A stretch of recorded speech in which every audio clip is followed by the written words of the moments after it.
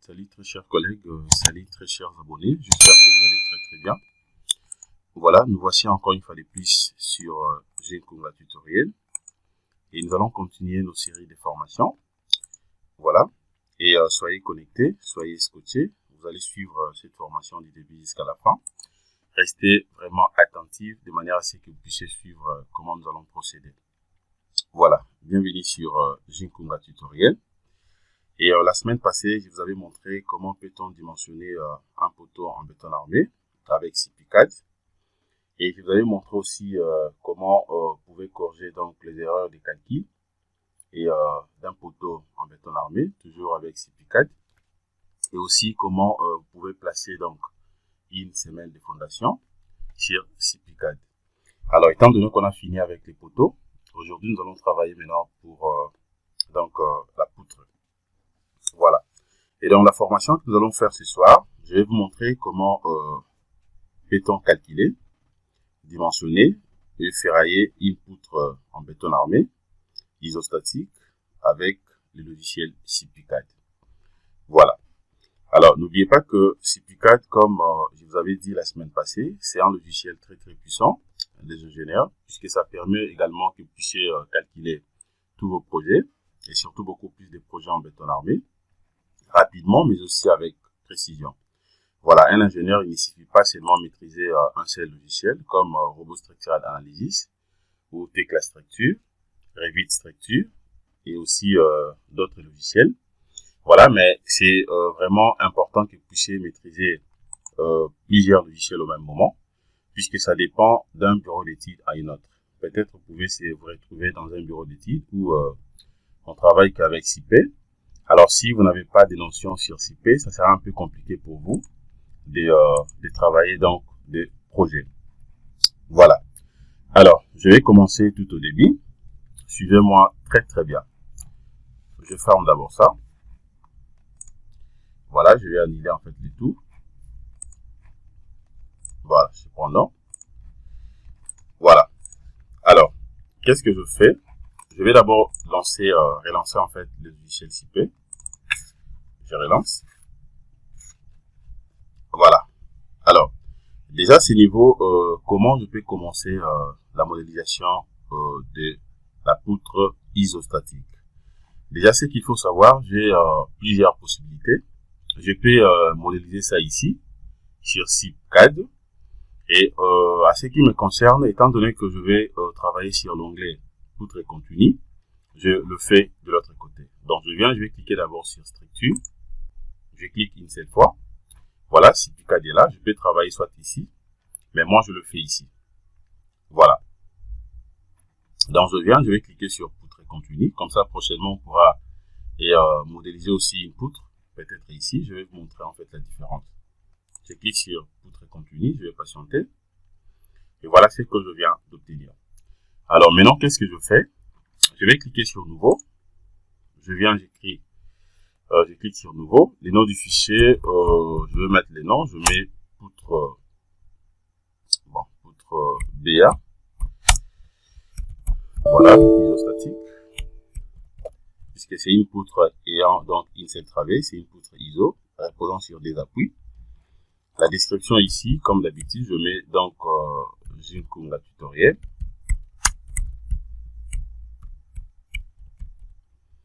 Voilà, Jinkunga Tutoriel. Et puis, j'accepte. Une fois accepté, regardez, je viens de recevoir donc ce tableau. À ce niveau, je peux définir directement donc la norme. Voilà, ce qui concerne les bétons. Je vais travailler avec Bael 91, modifié 99. Donc, vous avez la possibilité aussi de faire le choix d'Eurocode. Je peux travailler soit avec Eurocode 2. Voilà, mais à ce qui me concerne par rapport à ces projets, je vais travailler avec Bael. Donc, je prends Bael 91, modifié 99. Comme ça, prochainement, on pourra travailler aussi sur Eurocode 2. C'est la norme française, hein. Et par rapport à la fondation, je travaille toujours avec DTI 13.12, comme dans Robot Structural Analysis. Voilà, c'est bon. Je vais accepter. Alors, de l'autre côté, pour l'acier laminé, bon, je laisse comme ça, Eurocode 3, 4. Bon, d'ailleurs, je n'en ai pas besoin. Je vais pas utiliser ça. Je laisse comme ça par défaut. Ce qui était important pour moi, c'est au niveau de béton, puisque l'élément que je suis en train de dimensionner, c'est une poutre isostatique en béton armé. Et je clique sur suivant.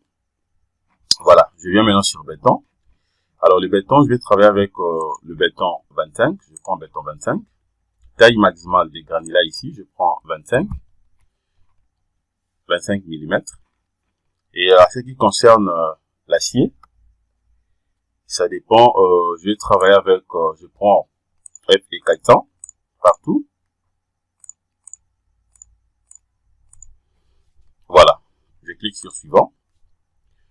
Et après maintenant, bon, de l'autre côté, acier laminé, je laisse comme ça par défaut puisque je n'en ai pas en tout cas besoin, donc je laisse comme ça par défaut.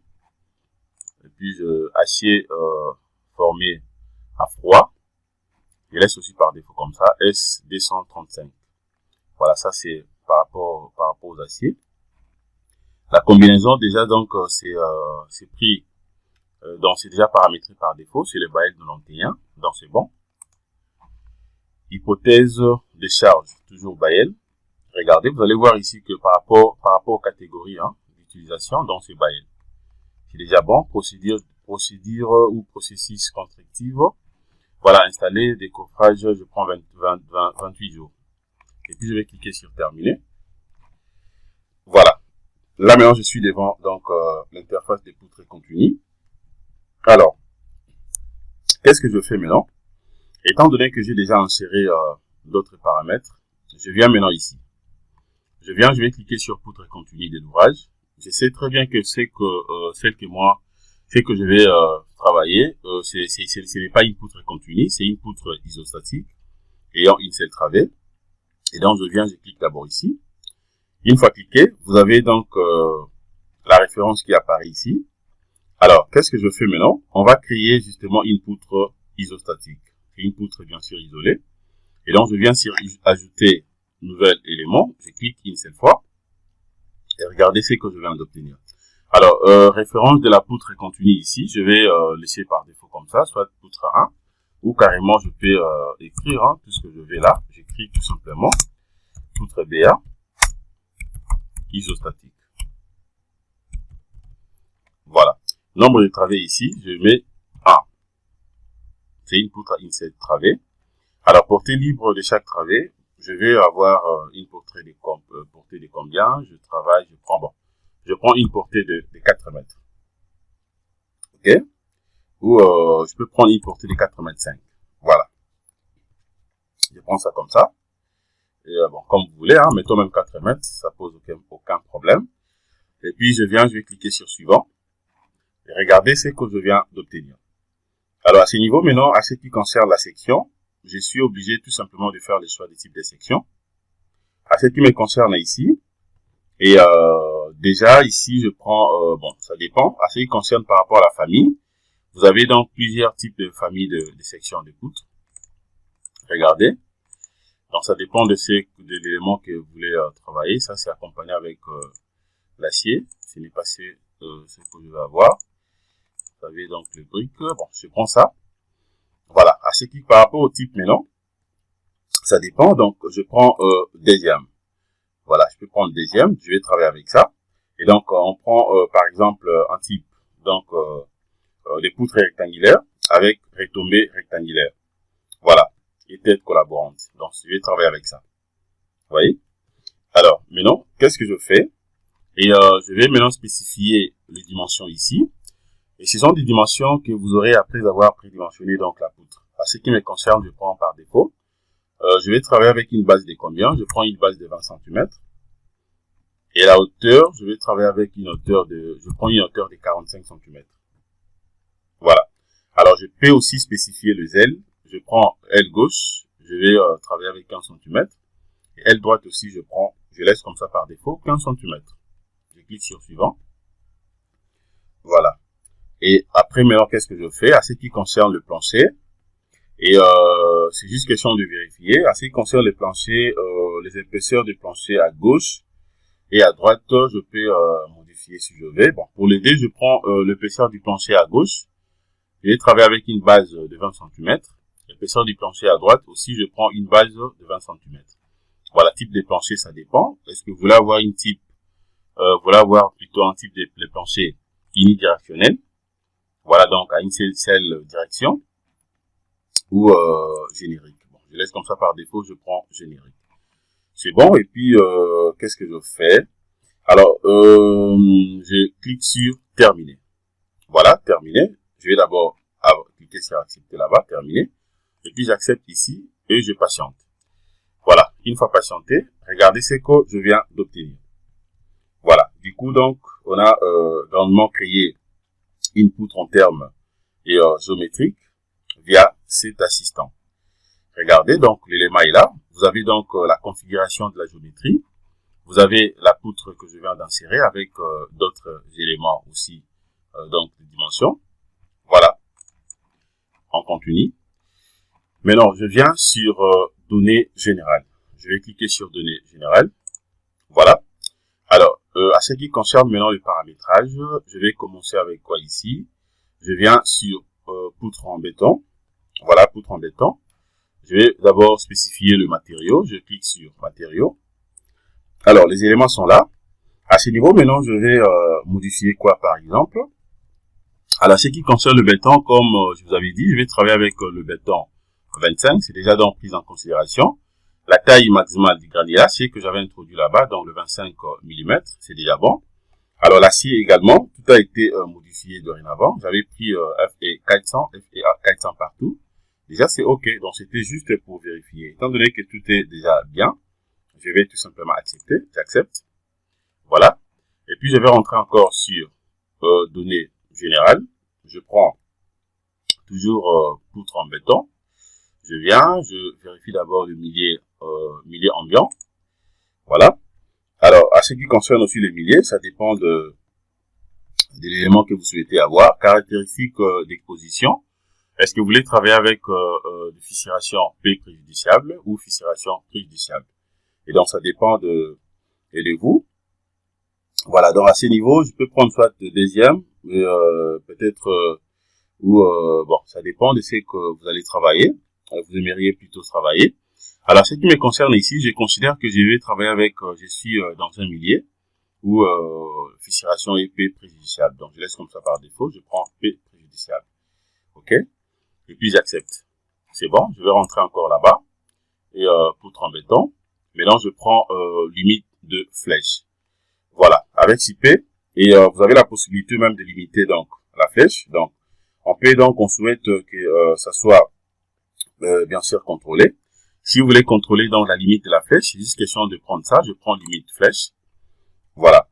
Et à ce niveau ici maintenant, vous pouvez donc voir d'autres détails et, comme vous voulez par exemple. Voilà, je peux venir soit ici, instantané par type d'hypothèse simple. Vous avez donc charge permanente, sur charge. Vous avez donc tous les éléments en fait. Voilà. Une fois que je viens, je clique ici. Vous avez l'hypothèse de l'élément, limite de flèche, absolue, mixte, relative, donc tout ce que vous voulez. Au niveau de la surcharge aussi égale. Caractéristique, donc ça dépend. Donc ça dépend de l'élément par laquelle ou l'élément où vous voulez limiter en fait la flèche. Voilà. Et puis caractéristique, fréquence quasi permanente, construction des éléments endommageables. Et donc ça dépend justement de tout un chacun. Et ce qu'il faut faire, c'est juste question au moins de vérifier sur quel élément que vous voulez limiter la flèche. À ce qui me concerne, je laisse comme ça par défaut. Je pourrais voir d'abord ce que le logiciel CP va me proposer. Par contre, si je ne suis pas d'accord avec ça, je pourrais donc modifier soit après. Voilà. J'accepte. C'est bon. Alors, je vais rentrer toujours sur données générales. Je vérifie d'abord le PERT. Alors, à ce niveau aussi pour les pertes, et c'est justement, c'est pour donc quantifier, donc c'est pour quantitatifier, donc quantifier en fait quantité d'acier ou mais aussi de béton.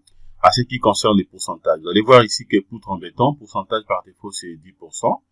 Et à ce qui me concerne ici, bon, si vous voulez enregistrer ça, confirmer ça comme disposition par défaut, c'est juste question de venir ici vous cocher, puis vous acceptez. Voilà. Je vérifie d'abord un élément ici pour les valeurs. Bon, je laisse comme ça, c'est bon. Voilà, j'accepte. OK.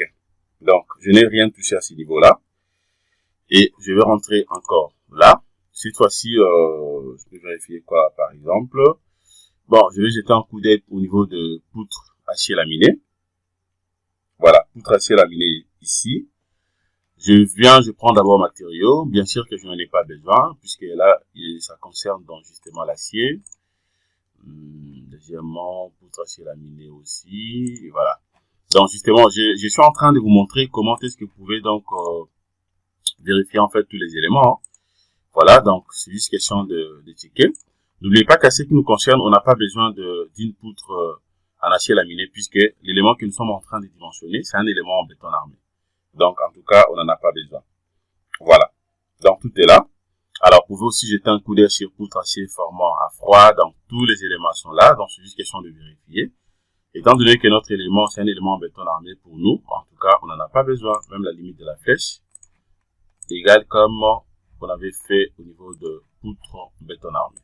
Voilà.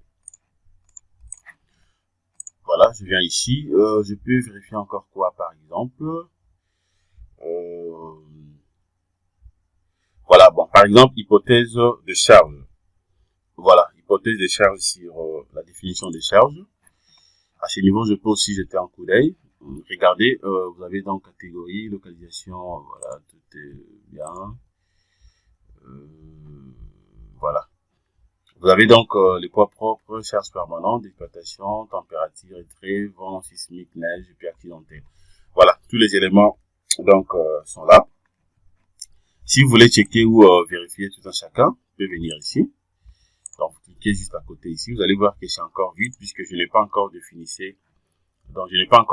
donc le charge. Voilà. Et puis j'accepte, je clique sur accepter. Alors, je continue. Maintenant, qu'est-ce que je fais?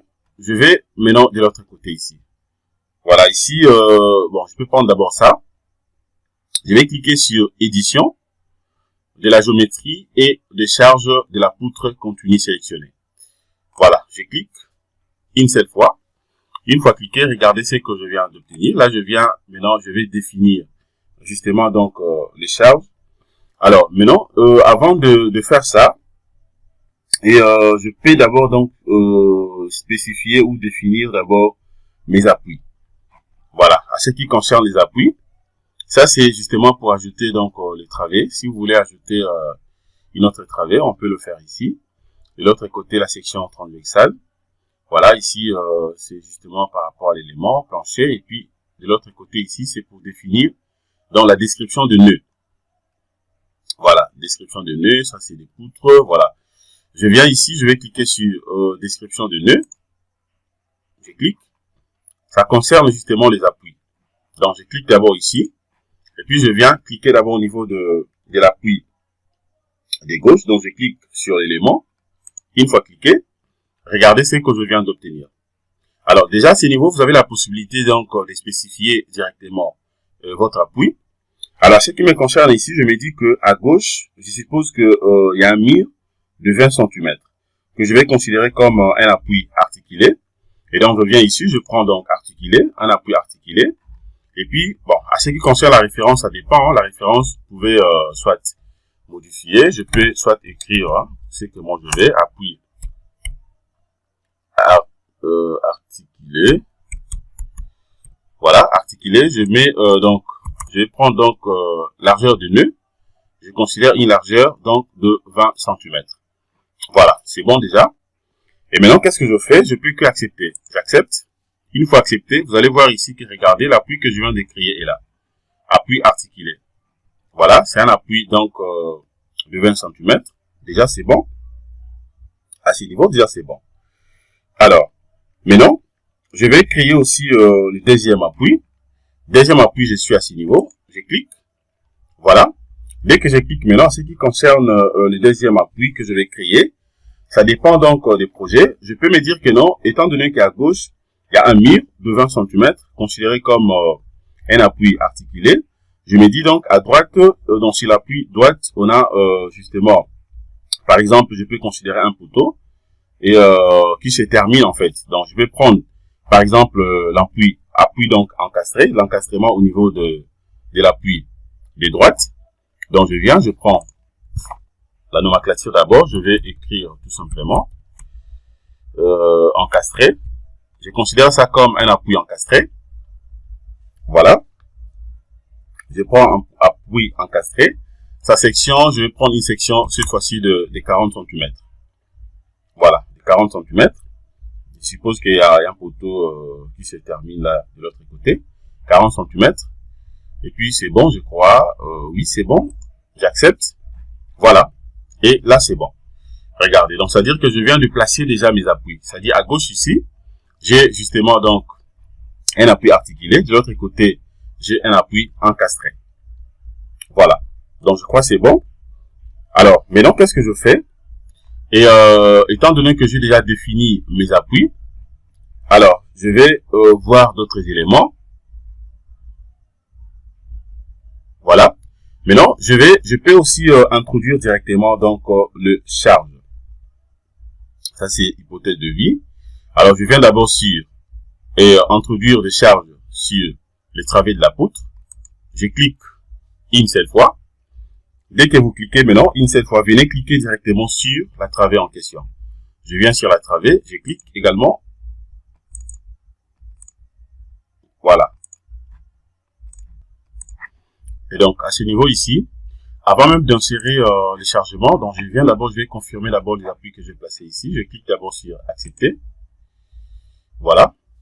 Dès que je clique sur accepter, les appuis déjà sont là. Regardez, ça apparaît de l'autre côté. Vous avez un appui articulé. De l'autre côté, vous avez un appui encastré. Là, je crois que c'est bon. Maintenant, après, je peux continuer. Maintenant, je vais insérer donc le charge. Alors, qu'est-ce que je fais ici? Je peux venir ici. Je prends données générales. Je descends, je vais cliquer sur édition de la géométrie et les charges de la poutre continue sélectionnée. Une fois que je clique, voilà ce que je viens d'obtenir. Voilà. Tout comme je peux fermer ça, je prends directement un raccourci ici. Je peux prendre ça aussi. Voilà, le raccourci est là. Édition de la géométrie des charges de la poutre continue sélectionnée. Je clique une seule fois. Alors, je viens cliquer maintenant sur les travées. Je clique d'abord sur les travées une fois. Voilà ce que je viens d'obtenir. Là, maintenant, je ferme. Je vais rentrer. Au lieu de prendre ça, je vais prendre maintenant cette fois-ci introduire des charges sur la travée. Je clique. Je viens spécifier. Je clique une seule fois sur les travées et puis je fais clic droit. Je fais clic droit. Regardez l'icône dans les tableaux de description des charges apparaît. C'est ce que je vais donc insérer. Alors, suivez très bien comment je vais procéder.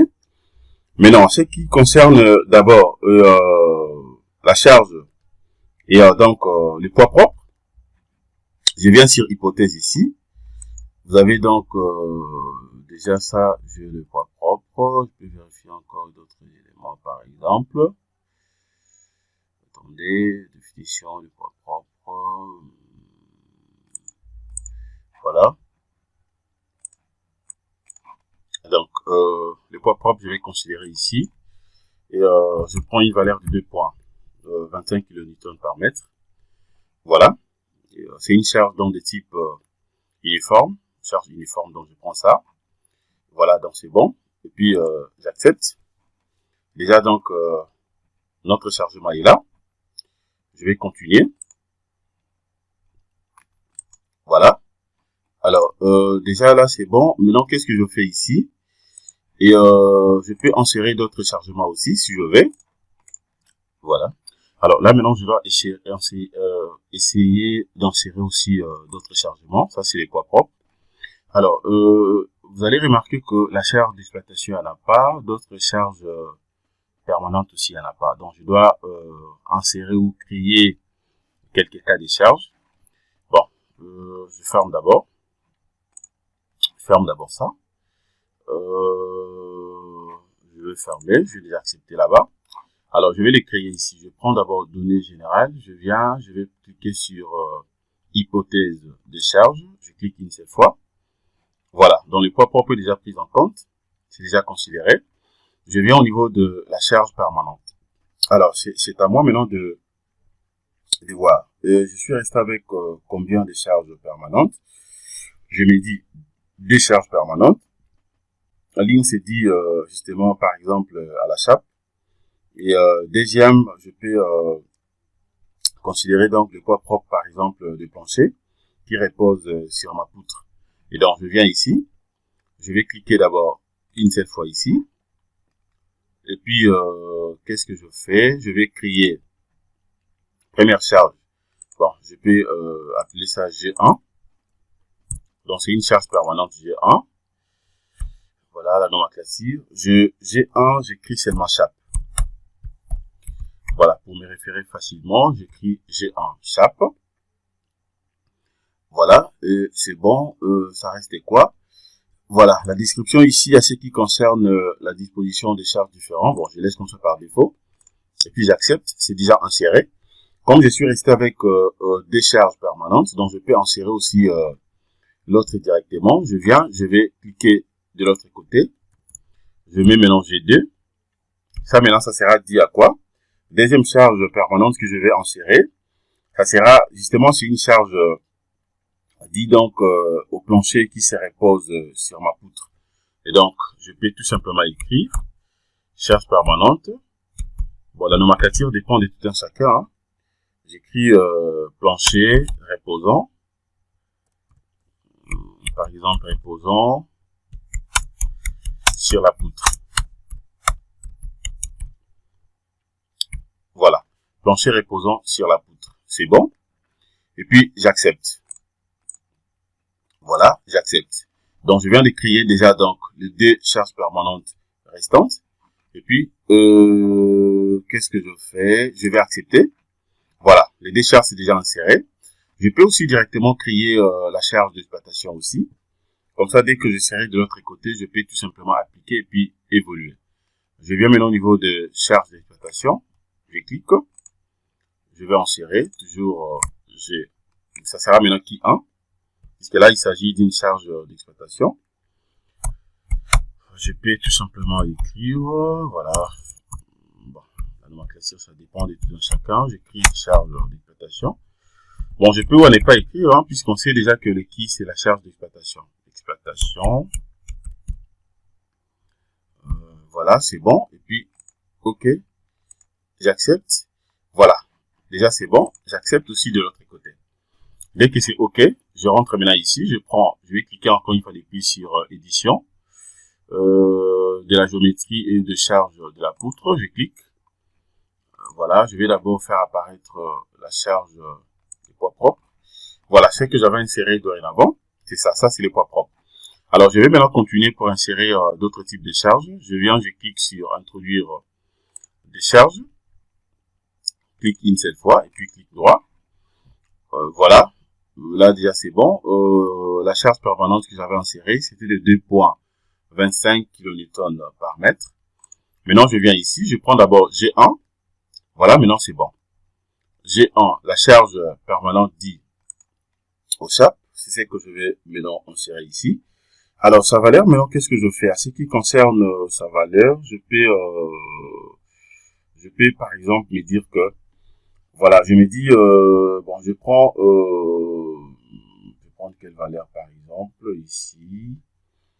Bon, je prends une valeur de 5 kN par mètre linéaire. Voilà, donc je prends 5 kN par mètre linéaire. Et puis, j'accepte. OK, c'est bon, c'est déjà inséré. Sa valeur est là, sa valeur est de 5. Voilà, je vais rentrer encore ici, je clique. Bon, je continue l'opération. Maintenant, je prends G2, plancher reposant sur la poutre. Ici, maintenant, sa valeur, je peux prendre une valeur de combien?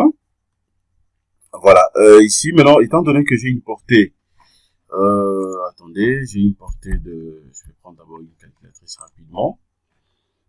Ici, j'ai une portée de 4 mètres. J'ai une portée de 4 mètres. Alors, je me dis 500 kg par mètre carré. Bon, si je prends ça, je prends 500 kg par mètre carré ici. Ça me fait combien? Donc, ça fait 2000. Et donc, ça fera justement combien ici, si je prends, je divise, donc je multiplie plutôt. Ça me fera donc 20 kN par mètre linéaire. Donc, avec une portée justement de 4 mètres, voilà, je prends avec les 5000 kg par mètre carré. Donc, je prends une portée de 20 kN par mètre. Donc, je prends pour les planchers reposant sur l'appui 20 kN par mètre linéaire. Et puis, j'accepte aussi. Regardez, ça apparaît directement là. Vous avez donc 3 types de chargement. Voilà. Là, c'était toujours une charge permanente. Et puis enfin, je peux maintenant appliquer dans notre charge d'exploitation. Je viens toujours là, je clique droit. Cette fois-ci, je prends maintenant charge d'exploitation. Et pour la charge d'exploitation, ici, sa valeur, je peux prendre combien ici? Charge d'exploitation maintenant, qu'est-ce que je fais? La portée toujours des 4. Alors, si je prends avec 150 kg par mètre carré ici, je vais prendre combien ici? Donc, ça sera 150. Ça sera 150 kg par mètre carré. Donc, voilà, bon, 150 kg par mètre carré en habitation. Alors, ça fera, par exemple, donc, on doit être donc à 600.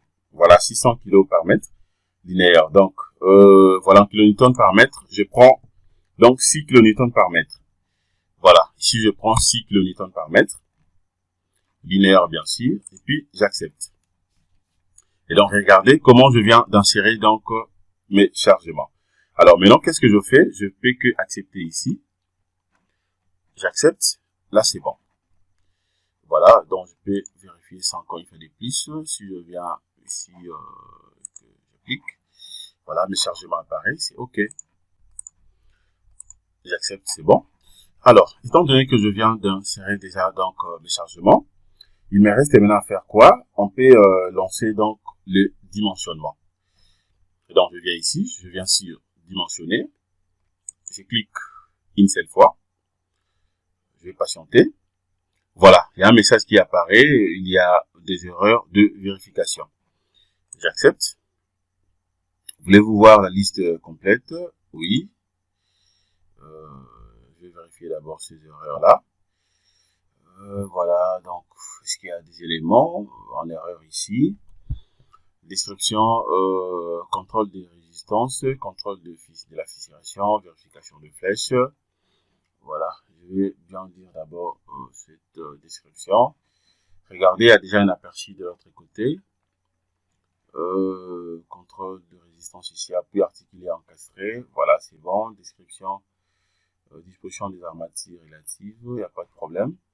Armature longitudinale ici, c'est bon. 38 mm supérieur à 38 mm. Supérieur ou égal, là ça donne, c'est OK. Je peux vérifier encore d'autres éléments ici. Armature longitudinale, OK. Valeur maximale, OK. Voilà. Le diamètre de barre longitudinale d'une poutre, voilà, là c'est bon. Ça fait 12 mm inférieur ou égal à 30 mm, c'est OK. Armature transversale aussi, c'est bon. Ça, 50 mm supérieur ou égal à 38 mm, c'est bon. Les armatures transversales sont disponibles, là aussi c'est OK. Ça, 50 mm inférieur ou égal, c'est OK. Voilà, donc, je vérifie.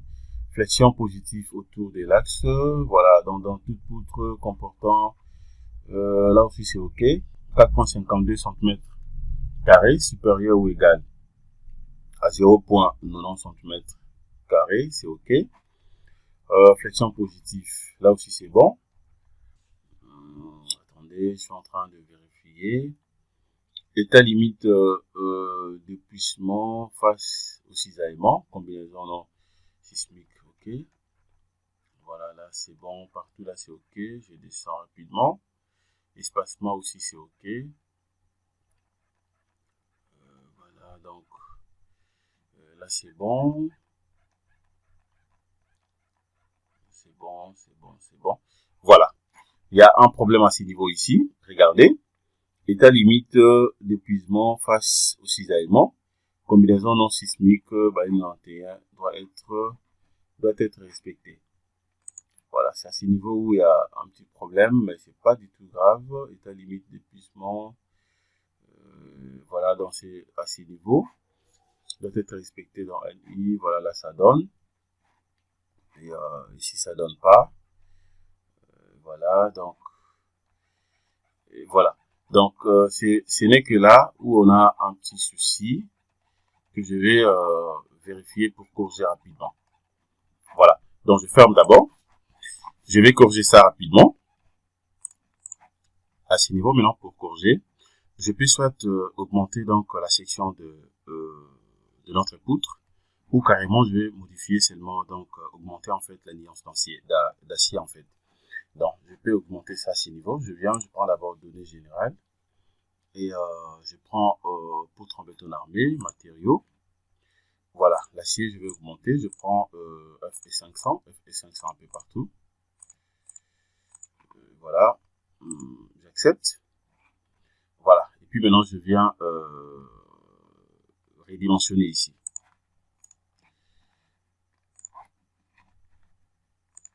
Voilà, je vais redimensionner. Je clique sur oui.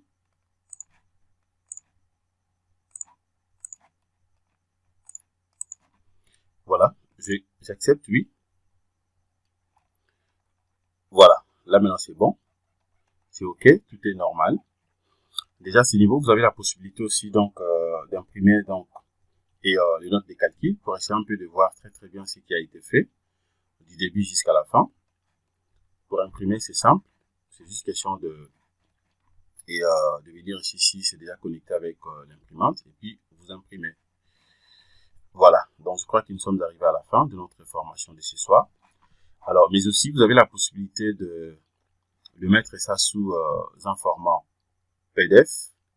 Donc, tout ce que vous êtes en train de voir ici, les dessins, mais aussi créer même votre cartouche d'inscription. Je peux fermer d'abord. Je vais le faire de l'autre côté. Donc, je vais cliquer sur plan. Voilà, j'accepte oui. J'accepte. De l'autre côté, je prends PDF Creator. Et puis, cartouche. Au niveau des cartouches ici, vous pouvez faire des modifications comme vous voulez. Vous allez voir ici que par défaut, voilà, vous pouvez pouvoir faire des modifications si vous voulez. J'accepte. Et puis je viens accepter de l'autre côté. Voilà, les modifications, ça dépend donc de tout un chacun. Ici, je peux mettre par exemple mon nom. Je mets Jean Sinkunga. Bon, je mets mon label Jinkunga tutoriel. Non, architecte, je mets Jean Sinkunga. La personne qui a dimensionné les projets. La localisation ici, je peux mettre Kinshasa. Kinshasa, niveau. Bon, je vais mettre privé. Niveau, ici, je mets privé. Ici, le niveau, bon, je mets privé puisque je refuse d'ajouter d'autres informations. Les projets, maintenant ici, j'écris poutre BA.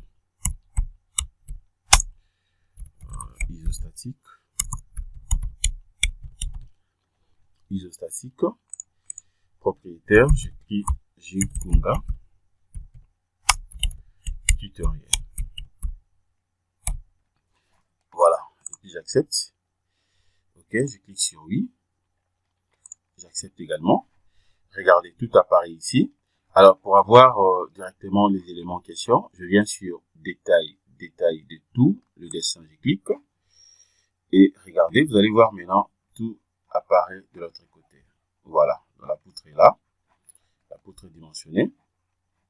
Vous avez tous les éléments, les espacements, tout là. Ça, c'est notre coupe transversale. Voici les informations que je viens d'insérer. Tout est là. Vous avez aussi votre bordereau avec tous les éléments nécessaires, les barres, ainsi de suite. Voilà, cartouche d'inscription avec les éléments que je viens de mentionner, quelques éléments. Vous pouvez aussi l'importer sur AutoCAD afin de faire d'autres modifications, mais aussi des améliorations. Donc voilà, je crois que nous sommes arrivés à la fin de notre formation de ce soir. Merci de votre disponibilité. Abonnez-vous massivement. Partagez cette vidéo auprès de vos correspondants pour faire une large diffusion. Passez une excellente soirée. Au revoir.